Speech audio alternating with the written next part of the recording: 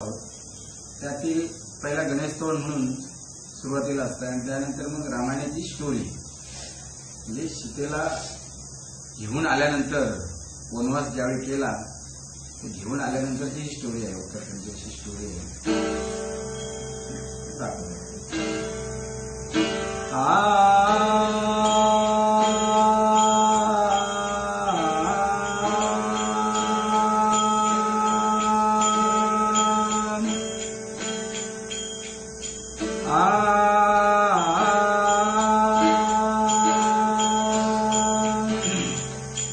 जे पायाची जोड मोरया दी पायाची जोड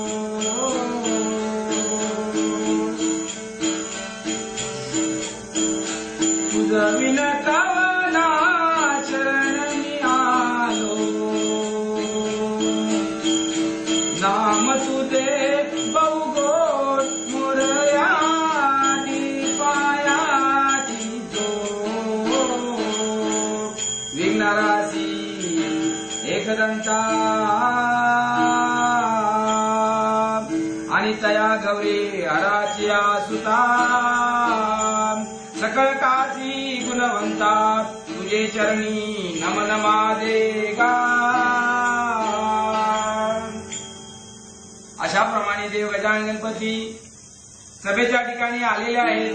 रिद्धी सिद्धी त्याला वारा घालत आहेत.